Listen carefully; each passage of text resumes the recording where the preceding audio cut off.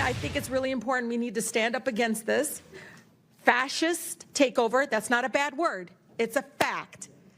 And here in D.C. and across the country, it is so incredibly important, Mr. Chair, that this committee does not allow rhetoric that defames and or paints Washington, D.C. in a way that you all haven't really truly seen. And no, it's just wrong how we're doing it. Chairman, I think it's insane that the gentlelady doesn't have an argument, but she's going to refer to me and some of my colleagues. Mr. Donalds, we were from the Third Reich. This is insane. You're going to look at 14, 15-year-olds as a bunch of criminals? It's insane. Do I look like a member of the Third Reich to you, Ms. Tlaib?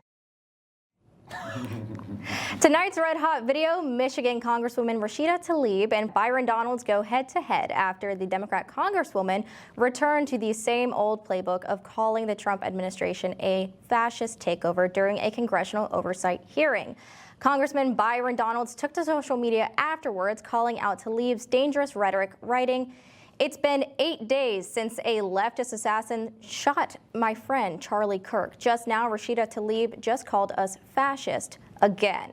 This rhetoric is wrong. This rhetoric is unhinged. This rhetoric is out of line. This rhetoric has inspired murder. We will not stand to be defamed."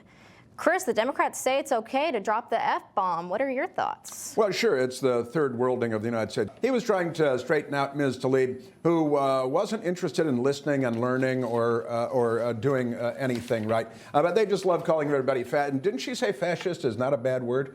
And that's apparently to Democrats, it's not a bad word. I don't think she knows what the word means. Well, she told Republicans not to take it personally, but it's hard not to when the bullet casings were engraved with the word fascist and took out a friend of ours. And I'm sure when her obituary is written, a bunch of people will point back to her comments saying fascist isn't a bad word, right? Yeah, it's not a bad word. It's just good. And it's look, the Democrat Party they just want to have a fight. You know, Hillary Clinton's old slogan was, "There is only the fight."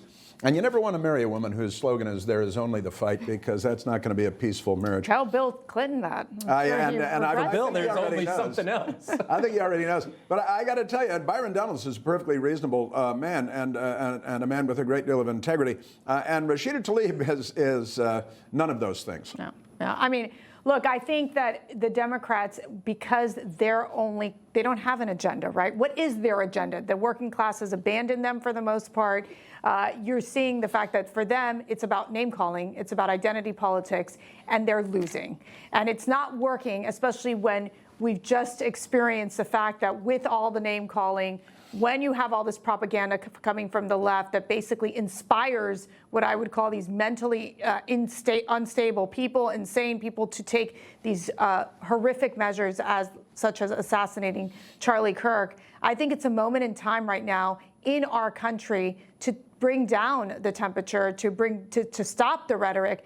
And I think that the left continuing their calls on Republicans being fascist, and it's always the same thing. And you get to the point that, I don't know, I've been called fascist, I'm sure we all have on this side of the table, so many times that I'm just like, you guys don't even know what it means, and quite frankly, I don't care, because that's not accurate. Well, that's the truth. I don't think they know what it means. Yes. And Rashida Tlaib is not the only Democrat congresswoman throwing around the word fascist.